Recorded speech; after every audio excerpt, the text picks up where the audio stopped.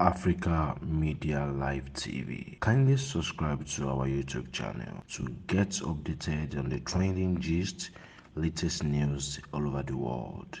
Like our page, subscribe, and share with friends. Thank you.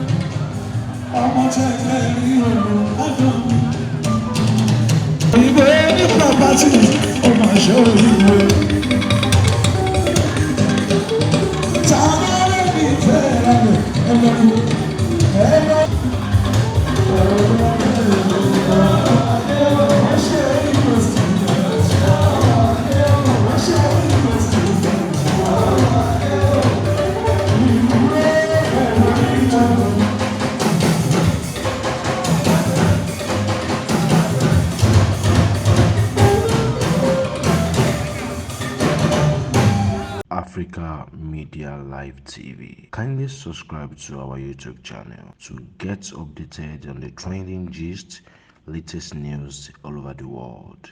Like our page, subscribe, and share with friends. Thank you.